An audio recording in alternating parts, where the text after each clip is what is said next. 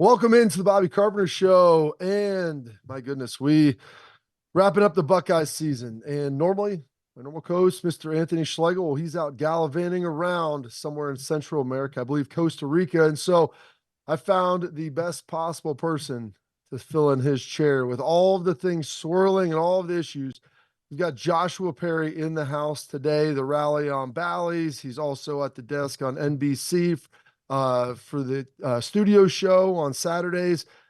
A lot of stuff to get into, Joshua, and gonna have a number of segments breaking down some of the games, season wrap. We've got the tailgate talk questions, where questions from the folks out in the Twitter sphere, the social media universe, which are always tremendous. But just starting out, Ohio State falls to Missouri in the Cotton Bowl 14-3. They lead for a full three quarters before finally giving in on the defensive side and the dam breaking a little bit. Your just kind of initial thoughts and takeaways from the game. Yeah, I think it's really difficult right now if you're an Ohio State fan because you start to look at the season and it's an 11-win season, but it feels like the standard certainly wasn't met because you didn't beat Michigan. You end up in a New Year's Six bowl game against Missouri, who a really good football team this year, but certainly doesn't have the cachet of some of the other opponents you could have had. And you end up not scoring a touchdown in that football game, really letting it get away from you in the fourth quarter. I think it's a tough spot because there were a lot of deficiencies, I believe, that were exposed for Ohio State this year. I think number one was the quarterback position all year long. You didn't have Kyle McCord in there, and I know a lot of people talked themselves into Devin Brown being able to have this breakout performance. Then he gets banged up, and you're sitting there with Lincoln Keenholz, and it's like a guy who's only thrown a handful of passes all year long. You couple that with an offensive line that was porous, and that would probably be complimentary to describe their performance, run game that couldn't get started, and really a wide receiver room that I've been critical of because I think it's a talented room that hasn't necessarily developed the way I anticipated it would and truly come to form. And now you're sitting back asking a lot of questions after an 11-win season. I think it's a really intriguing spot to be in because there are a lot of programs that would love to say that they won 11 games and they played in a New Year's Six bowl game. But when you're at Ohio State, if you don't beat Michigan, you don't win a Big Ten championship, and ultimately you don't compete in the college football playoff, you left a little bit too much out there. And you look at the last 3 years with this, and Ryan hasn't lost another Big Ten game outside of Michigan. And someone mentioned to me last night on social media, he's 0-6 in the final two games this season. I'm like, well, he's 1-5. They did win the Rose Bowl in 2021, lost a tight game to Georgia this year, and then you lose to Missouri. And I've tried to talk about this, Josh, when you understand, being around the game and being heavily involved in it, the fact that to Missouri, this was like the equivalent of like a Purdue playing Texas, Right. for them. I mean, they're not a huge football program, but they had a great year and they've got a really talented team. They've got some NFL wideouts. Schrader's a tough runner, but I felt like if Kyle McCord was in this game yesterday, it seemed like despite, maybe some of his deficiencies, after watching it, it felt like Ohio State probably would have won the game by, I don't know, 17-13, 14-10, something like that. They would have found a way to move the football possibly a little more efficiently. And I don't necessarily pin all that, on Devin Brown. Obviously, he had the ankle injury, and Lincoln Keenholz is, a year away from playing football in South Dakota, which, he's a talented player, but he hasn't played against this type of competition. Right. And it's almost unfair of him. The more I looked at it and I went back and watched some of it, Josh, it was almost unfair to ask him to even go in there with how porous that offensive line was and what the availability was for him to have any type of time at all.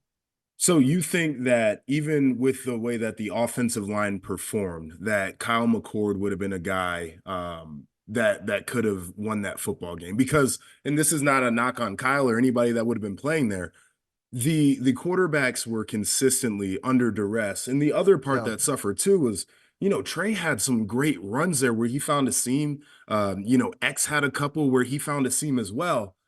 But you're also operating from second and 12s and third and 12s. And it uncovers you as an offense as to what you have to do to be successful and allows the defenses to get even more aggressive. Yeah, I think that he probably would have been able to get the ball out just a little bit quicker. There were guys I think that are open and the difference. you start looking at their safeties, Josh, when you see 11 guys in the screen, you're buddy. trying to figure out where you can run the football. They're bringing a lot of pressure. And then they start showing six, bringing four, Yep. and Ohio State's blocking two. Yep. Like that's just a bad recipe for any type of offense. And they're able to do all that because you had a quarterback, and whether it was Devin, who would have been more prepared, but Lincoln, who just, I mean, the guy hadn't seen enough. And so that was Yep. tough. I just, it's a head scratcher looking at that game because coming into it, Joshua, we always say, well, not always, but the game didn't mean anything. You know, it's a meaningless game, meaningless bowl game. And I say it's only meaningless when you win it. If you lose, then we look at it, the 85 different meanings that we're trying to dive in as to what went wrong here. You know, where can we fix this? And we'll get into kind of some of the bigger and grander issues. But the one positive of this that I saw is, you know, for a defensive line that hadn't been as productive as we would have liked all season Yeah. long, I thought Jack Sawyer played really well. I thought Tyler Williams played really well. I thought JT Tuimoloau played well. I mean, they got some nice pressure and some really with about 4 or 5, 6 guys rolling through there, did a pretty darn good job. And they held up there under the bargain for 3 quarters, given the fact they played 34 minutes of defense in the game. Yeah, I mean, I will say that was a big positive to me. And it felt like a lot of times during the season, the defense was close. It's a defense that created pressure, just never really had the sack numbers. And they turned those into sacks in the bowl game, which is exactly what you need to see. I'll also give credit to, again, Schrader, who is a phenomenal player. For a Yeah. lot of that game, he was not doing what he was doing to a lot of those SEC defenses. And to your point, those guys are only able to do so much, and your offense is going 3 and out, and they're back on the field, and they can't. Not only do they not get to rest, they can't make adjustments properly in that amount of time either. So they had a tough task, and like it was amazing. I'm sitting there, and the fourth quarter starts, and of course they scored a touchdown right away. But I'm sitting there like, daggone, it is 3-0 Yeah. going into the fourth quarter, and I'm like, I don't think you could ask the defense to do very much more. No, that's where they were at. And I kind of laughed and lamented. I thought that was the best punting game Ohio State had probably had. They did a good job flipping the field. It was a Yeah, little reminiscent, Joshua, of the teams that you probably watched that I was playing on with Jim Tressel, heavy on the defense, heavy on the run, heavy on the punt, try to keep pinning him back. And yeah, then unfortunately give up the 95-yard drive. That's kind of the backbreaker when you can't answer that with a score. Defense has to go back out, and unfortunately just gets worn down. And Schrader, like we said, as good as he was, he had 128 yards, but it's on 29 carries, and you felt like a huge portion of that came towards the end of the game, especially in the fourth quarter. So we'll continue to dive into this game, but I want to take a look at kind of the season in totality and everything that's there, the grades we'd give Ohio State this season, where they were good, where they were bad, the highlights, and then we'll even start to dive into some of the changes of maybe what needs to happen and what needs to take place this offseason to figure it all out and finally maybe fix what has happened the last couple of years at the end of the season. We'll get into all that here on the Bobby Carpenter Show.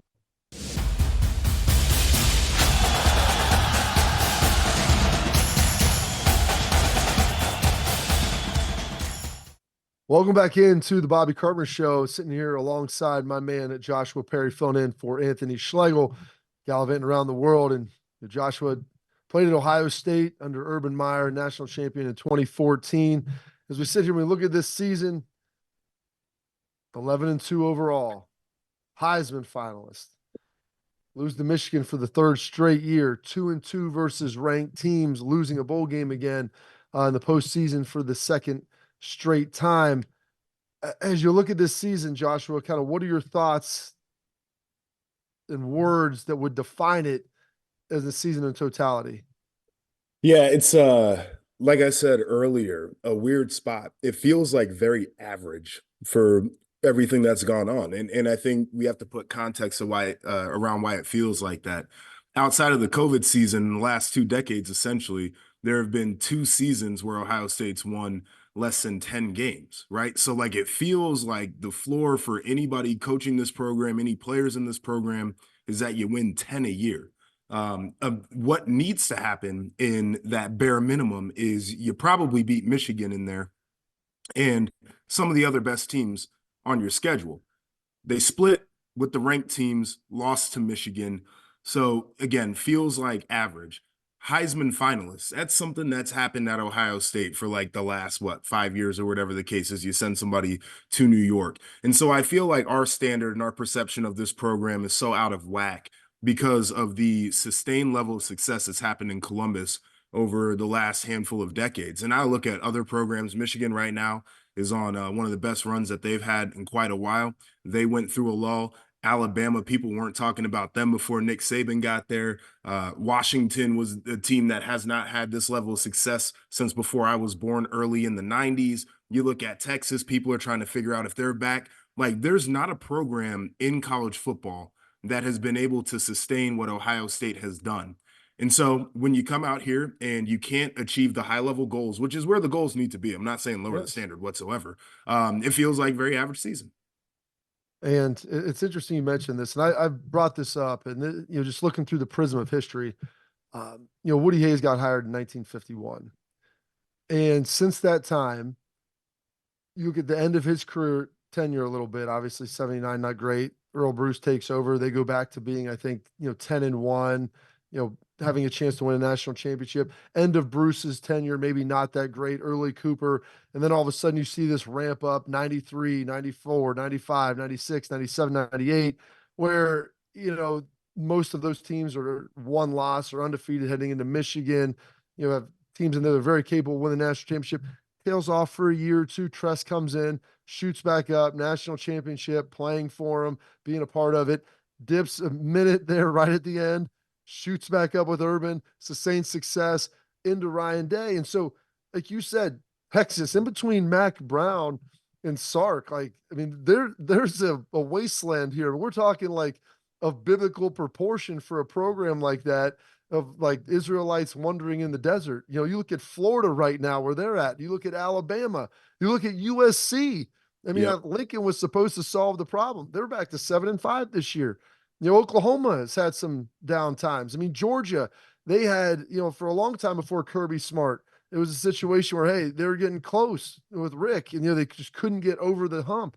And so, you try to have some perspective on it, but I'm with you where the standard is the standard. Getting guys to New York, you bring in elite players, you have another top 3, 4, 5 recruiting class, and you grade the season on. And Ryan has said this, that Ohio State, the standard is to win all of your games, especially the last one, and contend for a national championship. And it's what it is. Is it fair? No, but that's basically what you're graded on now. Given the fact that you felt like Ohio State is, and now Michigan too, I think has kind of separated themselves, and Penn State's right there underneath.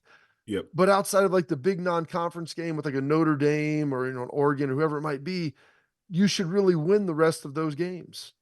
Yeah, I'm totally there with you. And so I think now it's about a level of introspection in what they can do better. Like, I don't think that you need to take anything that happens for granted, right? Like, I don't think you take winning 11 games for granted because of all the reasons I stated, where, some teams wish that they could be at that level or they could get back to that level had they been there in the past. But the idea of now 3 years in a row of what we've kind of been looking at, I think that's the other hard part too. Like, if these things were spaced out where, every third or fourth year you had a season like this, I think people could be a little bit more tolerant. But it's starting to feel like this is what the program is in terms of an identity. And I think that narrative is really hard to overcome mentally for players and coaches. So they got to figure out how to flip that switch. And so with this, part of grading the season, I think, and people talk about the culture in soft, and I heard people saying, this team was soft, and I watched it. I'm like, you know what? This is a defense that held up against a run. This is a Missouri team that pounded the ball on Georgia, to a tune of 150 yards. They're driving in the fourth quarter with a chance to win down by 6, and they Brady throws an interception for them. But like, they're a team that's been really good. I didn't see a team, especially defensively, that was soft. You look at the end of the Michigan game, yeah, couldn't get off the field maybe in time. There were some issues there. I try to, it seems like, Josh, we're trying to put your finger on it. It's a little bit elusive. It's like what the problem is. Because I think that's what everybody looks at when you try to grade it. Like, well, here's where it is. Right. What are the lowlights? We had some really great highlights. Like, everyone looks at the receivers. Yeah, well, Marvin's been great.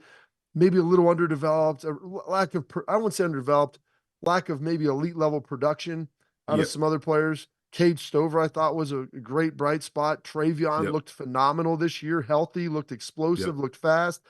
Looked like the defense was largely corrected. Back end played really well. Denzel Burke bounced back in a big way. Jordan Hancock played huge. Like we talk about the portal, you don't want to uh, disrupt your culture, but you bring a guy like Davidson Igbenusson, who's really good, like fits in perfectly with what you're trying to do. Passionate guy, plays really hard. It's like it felt like a lot of the things were really hit on. And then as you try to like, it's like elusive, dude. It's like trying to put your finger on some slime. It just keeps sliding away as to what maybe the actual issue could be. Yeah, I mean that's what happens when you're at this level and you're trying to not only sustain, but you're trying to break through even to the next level, and the margins are super thin. It's really hard to identify exactly what it is. And I'm with you. Like the I think the soft narrative is a lazy one because when you flip on the tape, I think that you can identify the fact that it's a tough team. Those guys are fully invested, they're bought in. Even the idea of like some large scale culture issue to me is one that I would push back on because you had just about everybody playing in that bowl game when everybody on the internet's telling you it doesn't mean anything. Guys don't show up to do that unless they really care about their teammates and they care about the program and what their legacy could look like.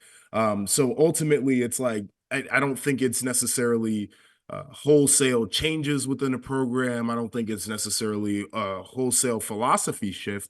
I think that there are probably a number of inputs that need to be refined and need to be examined. And Ryan Day said he's going to take inventory of everything this offseason, and he needs to. But this idea of like blow up the whole program, start from scratch, that's a crazy thing to say, right? Like I think that pressure needs to be applied everywhere. And that's a constant thing that should be happening. But outside of that, you fix a couple things here and you really push hard on a couple things there. And I think a lot of the problems that you're looking at disappear. So, when early in your tenure at Ohio State, even most of it, Michigan wasn't necessarily great. Michigan State was more of the rival. 2013, you guys get to the brink of that and lose in a big game at the end. Does this season feel a little bit like that, where they achieved a lot and then just came up short, and you're trying to figure out exactly what needed to be fixed? Yeah, and I will say like 13, where I find the similarity between 13 and this year is we got away with a ton in 13 because we were winning football games. But we had glaring issues and they were on the defensive side of the ball mostly. But you got Braxton Miller out there and he's spinning the rock to, Philly Brown and some of the other guys that we had on the outside and Devin Smith and you got Carlos Hyde toting the rock. It's not that big of an issue. And I think that was kind of the Ohio State story for this year was I think all of us who know football, we were watching and we could identify some things that we said, yeah, at the top level, this isn't going to get it done. But when you're winning football games, you tend to overlook it. And now they're coming up on the offseason where you can be critical of all the things that went wrong. All right. Well, we'll talk about some of those things that went wrong. We'll dive in to some of maybe the biggest priorities. What are some of the changes that need to happen? There's critical moments, putting the thumb on it, trying to apply pressure everywhere, like Joshua was talking about. We'll talk about those areas, where it can go. Is it a portal issue? Is it a recruiting issue? Is it a culture issue? How can these things get fixed? What major changes need to be happening? And a lot of players we think are coming back. Is that a good thing? Is that a bad thing? We'll dive into that next here on the Bobby Carpenter Show.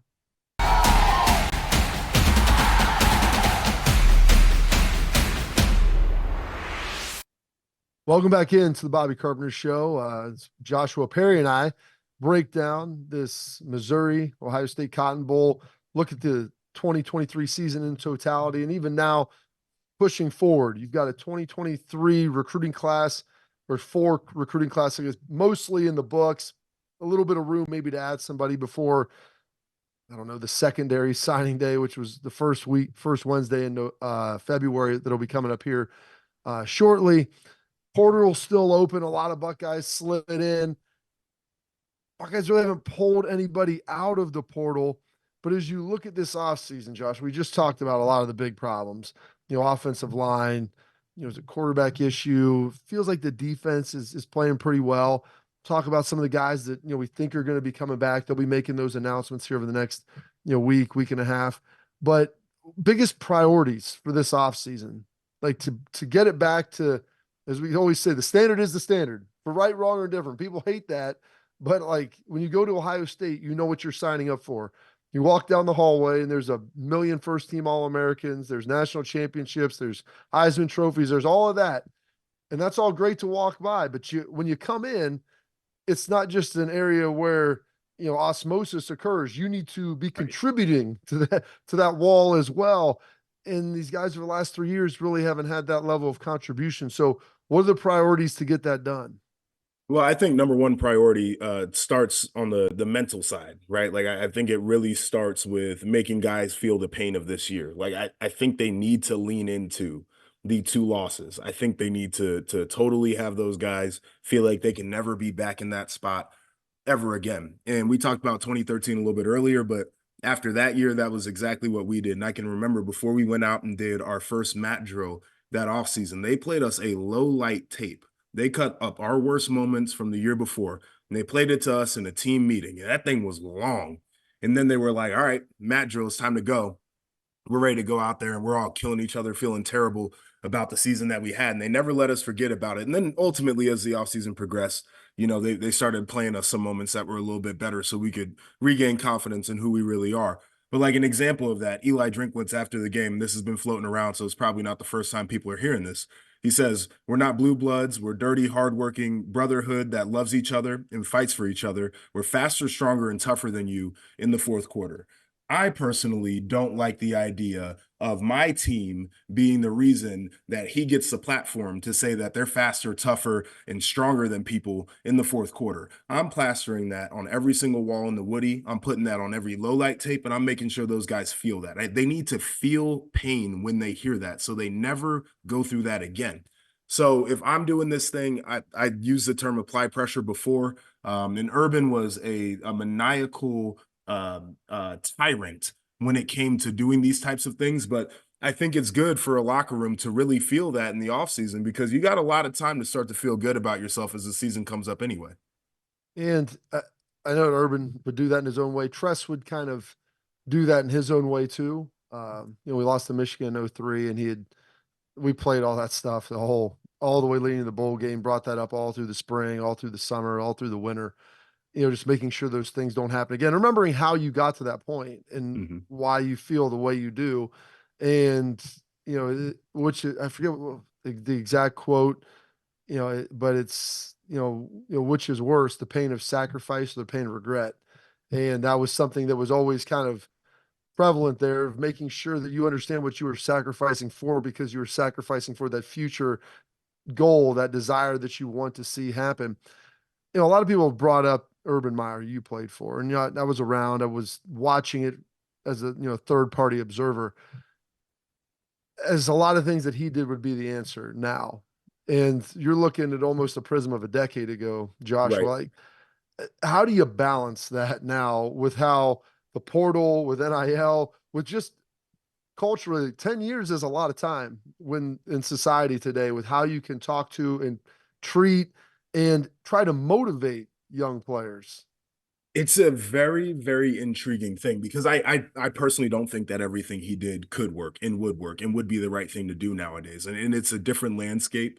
And I think you have to be cognizant of it. And I think some of the positives of the landscape we're in right now is you can't just treat people bad and expect them to be around for 4 years. And so I think there's a balance. I think you have to have a level of trust that's built with your locker room in order to really press on them the way that they need to be pressed on nowadays. But I kind of like, I know people are going to hate this, but I look at Michigan as a little bit of a model because those dudes are old school dudes. And like Jim Harbaugh is an old school grinder type of guy. And I think that he's built a profile among his players where guys just really lean into it. Like I think they truly love being kind of the junkyard dog of the group. And so I think part of this is finding ways to get your guys to really embrace kind of just the old way of doing things while also bringing in some of the new school. Like I think there needs to be an outlet for guys to feel like they can be heard and that they're appreciated around their program and that they can be celebrated.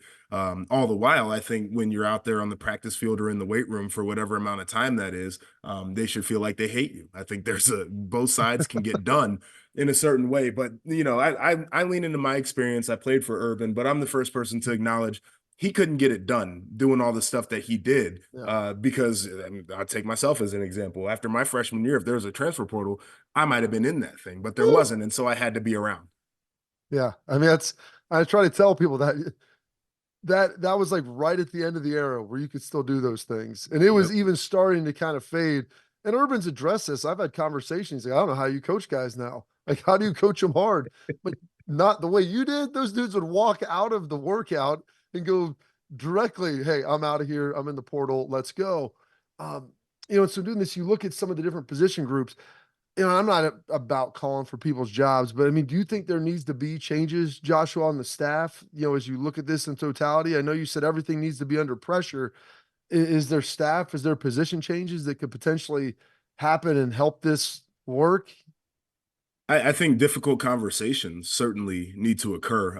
I have no idea what has already been said or done in the background and what plans are already being laid for the future. But certainly, I think the offensive line group, there needs to be a conversation around that and how it's going to be significantly better in a year. I think the quarterback room just in general there needs to be a conversation, both players and coaches involved in that one. And then the one that everybody's been talking about, and I certainly agree with it, is Parker Fleming, who's a guy who was on staff at Ohio State when I was there, basically taught me the game of special teams when I was there. I think he's a brilliant guy. That unit in general has not been as productive as it needs to be. And there needs to be a tough and uncomfortable conversation when it comes to that as well. So you're not going to ever hear me call for somebody's job because I don't think that's my place here in the media. But you will hear me call for very uncomfortable conversations because I've had plenty of those in my life.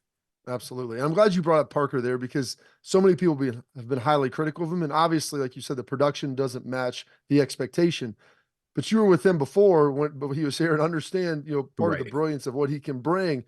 And so there's a lot of push and pull in that. So we'll dive into some of the stuff that's going on in the Big Ten and bowl season, how the conference as a whole has been faring, and kind of continue this conversation here about what changes can be made and maybe some different things that Ohio State and Ryan Day can do to maybe undo some of what's been done and push forward in a bigger way. We got all that coming to you next, right here on the Bobby Carpenter Show.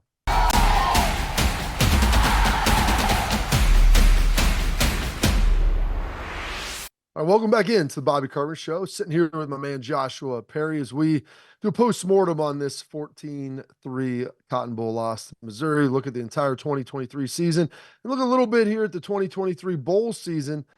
Big Ten's done fairly well. I mean, who the heck knows who's playing in some of these games, but Northwestern, after getting their coach fired earlier this season, they beat a Utah team that, a lot of opt-outs, but still a very, very talented Utah team.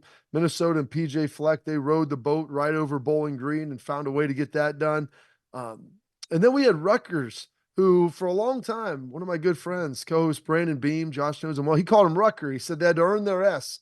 You could earn your S by beating Ohio State, Michigan, or Penn State, or by making a bowl game. And he said they may have stolen the Hurricanes S after Rutgers downs Miami 31-24. So Rutgers beat the Hurricane 31-24. Greg Schiano, and I don't know how much of that game you saw, Joshua. I mean, that was exactly the way Greg Schiano wanted that thing to look. He wanted to take you out back behind a shed, Yep. toss you a billy club, and he has one, and I'm going to try to beat you to a pulp during this game. Yeah, no, I mean, it was an ass beating early on, and then Miami found their way back into that one. And then it got into kind of that gritty territory where we know that Greg Schiano loves to live. He's like the old school gritty, like Italian dude who's like, man, I'm down for whatever. I thought it was great for Rutgers, obviously getting that victory, because people are taking them They had seriously never now, and beaten they Miami, should. Josh. Right. I Ever. know. It was the old Big East. They're in the same conference for like a decade. The and a Big half. East rivalry renewed. And the whole thing was great. The flip side of it too is for Miami, and Cardale Jones, I thought, did a great job on Twitter talking about this. Yes. And I had talked about this on different programs that I've been featured on, but that is a program that throws out desperation NIL money. Like they don't offer like regular NIL packages. They offer things they know other teams cannot compete with, and they still can't win. And it goes back to this idea. And I understand some young Call people that a got to make. thirst trap, Josh. Well, you know what? They thirst trapping on the gram and they thirst trapping down there in Miami too with the football program, which is crazy. But young people have to make the best decision for themselves. And maybe that's the financial decision of getting the money up front. But you need to be developed. You need to be somewhere where you can compete at the highest level. You want to play in the pros, and it doesn't feel like Miami is the place to do that right now. Now, the last thing I'll say about Greg Schiano, and I'll flip it back because I know he got some other stuff, is I remember when I first met him, I was in the NFL and it was an off season. And I was doing some drill work. He came out, gave me some pointers. We talked about some stuff. He said, if you ever need to sit in my film room, if you ever want to talk ball, I'm right there. Yeah, never met him before. He didn't know who I was, but he was that type of dude. And so I'm always rooting for him. So congrats on the bowl victory. Big for him. And his guys seem to love him. I mean, he is a hard A, man. Like Yeah. he is not a soft guy. He is a Jersey dude through and through. But his guys play hard for him. His Yeah. guys really love him. And so big win for him. Really happy. Before we push through to some of our tailgate talk questions, which is always the favorite segment of mine, because get to go out there in the social media sphere, Josh, and find out what's going on and answer the questions. Do you think Ohio State's quarterback is on the roster currently for 2024? Do you think this is going to be a portal situation? The quarterback could be on the roster, but I think there needs to be a portal quarterback involved. I think that the quarterback room needs to be as competitive year in and year out as any other room on the roster. And I understand that there's attrition that comes along with trying to compete at that level at the quarterback spot. But I think it's the best way to develop players. I mean, and again, it was a different time, but I felt like Urban every year was trying to out recruit me. That 5-star guys coming in year after year, and I'm sitting over here after signing day, like, damn, I don't know if I have a roster spot anymore. And so just from that perspective, I think it's good to have a veteran presence in there, but I think it's good to have a player who can compete for starting time coming in and pushing everybody that's already in that room. Yeah, it's going to be interesting because, Devin, you didn't really get to see a full body of work. It's tough to judge either one of those guys based upon the offensive line. People always want to look at Aaron Nolan. I'm like, guys, you know how hard it is to come in as a freshman. We just watched Lincoln. You just saw what that looked like. It's not like, oh, this guy, someone said this guy's more ready than anyone else. I go, that's great. Arch Manning was supposed to be more ready than anyone else. Right. He didn't get in the game at all this year either. It is so incredibly hard to play as a freshman. And then at quarterback, it's almost impossible. And so, like you said, bringing in maybe a one-year guy, people have thrown out, Will Howard at Kansas. Like, is he the Kansas State? Is he the dude? I don't know. I know portal quarterbacks. I tell people this, they're expensive. Like, they're known quantities. It's not like you can just go grab these guys and they're free. So it's a simple math calculation too, Joshua. Like, dollars you spend here or dollars you cannot spend there, and offensive line needs to be addressed as well. I know, and I don't know if this class right now is worth some of the money that might get tossed out too. Just some of the guys that are remaining. If we're talking about $1 million plus, I'm not exactly sure that would be my number for them. Exactly. We'll figure it all out. We got tailgate talk. Your questions coming up next.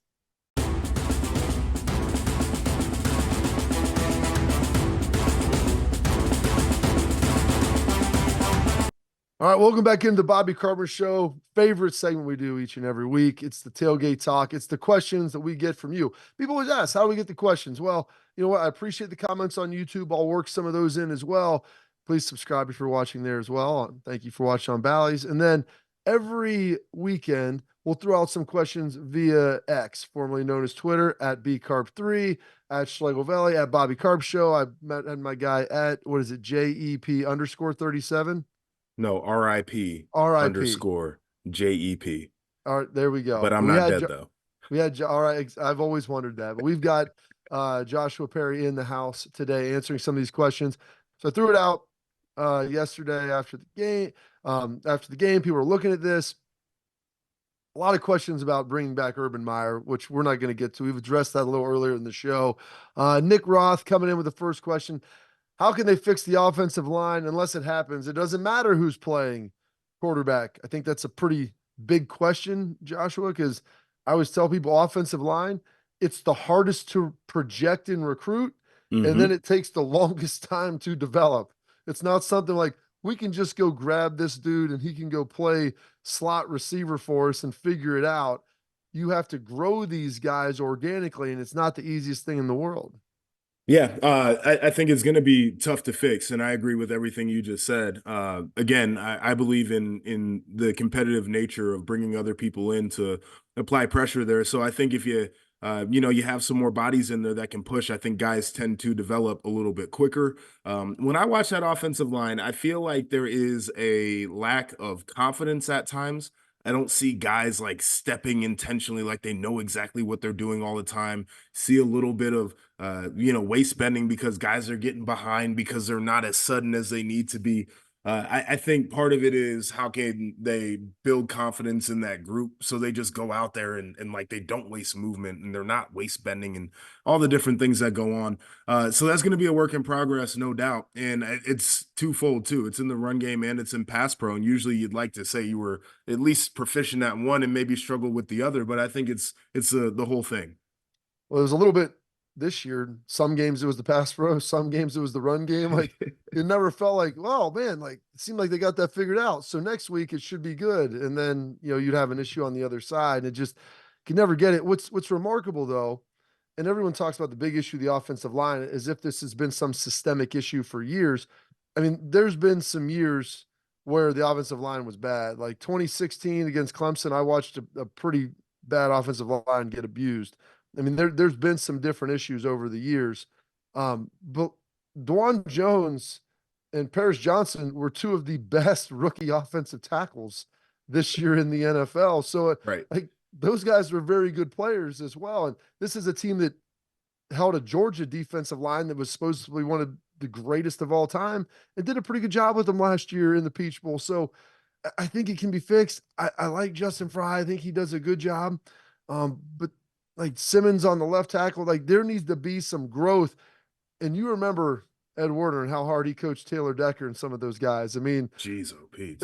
Ed's another guy where I know he's coaching still in college, but I don't know if he had to change up his approach a little bit too, because the way he was getting it done, I'm not exactly sure guys love that anymore. I mean, I don't know. Taylor Decker is playing in the NFL at a high level still, but I was worried that he might just walk off and quit football and like never play again after some of the stuff I saw with him and Ed. Oh But it man. made him a better player. And so how do Right. you do that in maybe a more compelling way as opposed to more forceful way? Hopefully they figure it out. Well, the other thing they might need to, and I don't know what the personalities of the guys are like in that room, but they might need a jerk in that room too as a player. Yeah. And you know how that goes. Curtis Grant was that for me when I was back at Ohio State. I remember when Taylor Decker was coming up through the ranks, and he had Corey Lindsley and Jack Muhort, and those guys were tough Oh, on him. who's the guard with the long hair? Norwell. Norwell, yes, the Yeah. dirt bag. And Norwell was the dirt you bag. might need a couple of dirt bags in there just to set the tone from a player's Yeah. standpoint on how they want to get it done, because that'll push you as well. All right. David Shea's throwing this out. Best game Sawyer has played as a Buckeye. Hope he stays. Thoughts. I thought the Jack played phenomenal. I thought it was the best game that the defensive line has probably played all year. I think Ty Leak, I think Jack, JT, maybe Denzel, Jordan Hancock. I think even possibly Lathan Ransom. I think there's a lot of momentum, Joshua, for a lot of these guys to come back, which would be a huge benefit because you know what experience is like, and maybe they can add some of that potential to next year with production. Yeah, I think they should come back.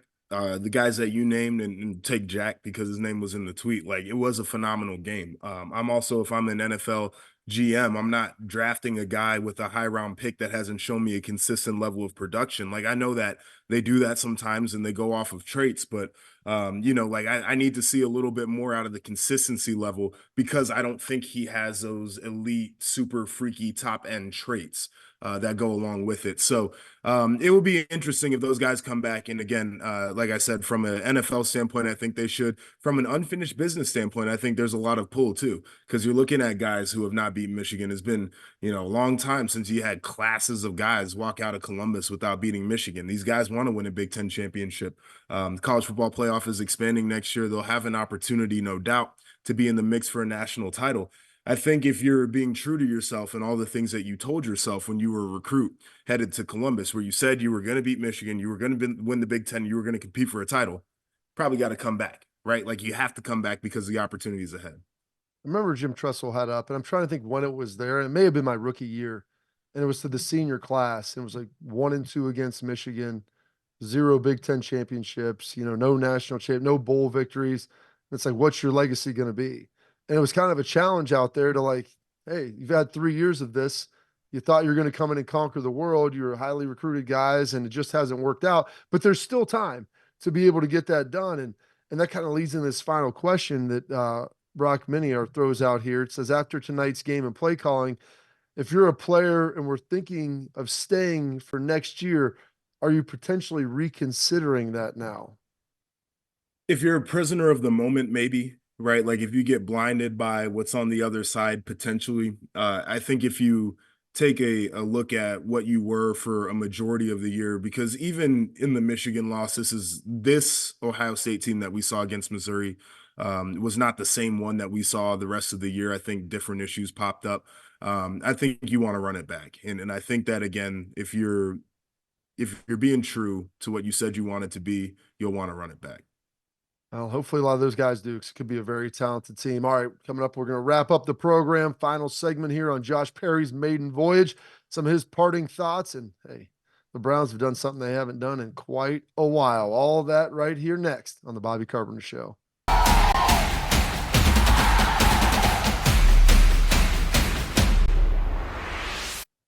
Our final segment of the program here, and I want to thank Joshua Perry, my good friend and media extraordinaire, for joining the program here in the absence of our guy, Anthony Schlegel.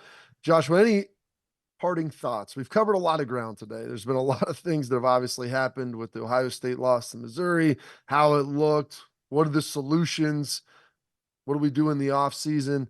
Any thoughts that you haven't got off your chest yet that you're just dying to share with the great people of Ohio? Yeah, when you threw out the question, send in your questions, we'll answer them on the show. Somebody said that they were disillusioned with Ohio State football at this point. They don't know how long they can continue to support it. And I just like to say to the people that are feeling that way, because I know a lot of people, it's been tough. It's been a long few years not beating Michigan, winning Big Ten championships and everything. Perspective. Perspective is huge. This is a program that is still nationally relevant. It's a program that is recruiting with the best in America. It's a program that will be in the college football playoff picture in a year. A program that'll have a pretty good chance of beating Michigan, who's got 44 seniors on their current roster. Jeez. Take a deep breath. Take a deep breath. Take a deep breath and understand Buckeye football will be there tomorrow. It will be great tomorrow. Just a little rough patch right now. Hey, that's all, guys. There's no funerals in football. The sun's coming up the next day. You don't have any more games this year, but you got to start preparing. You got to figure it out. You got to start figuring out what the solutions are for next season. Some good news in the state of Ohio. The Browns clinched the playoffs with their win over the Jets. Joe Flacco, the longtime Ravens quarterback, is looking really good. 300 yards passing in 5 straight games. Jim Schwartz, their DC, who was my head coach in Detroit, is awesome. And that after winning the game, and the good people of Ohio are phenomenal. Cleveland Browns fans are up there, going wild. And Schwartz had us do this in Detroit. We made the playoffs for the first time, Joshua, since Barry was there. And I saw him grab Zadarius Smith, have him go. It was like, dude, take the victory lap. And not like a celebratory, but like, thank the fans.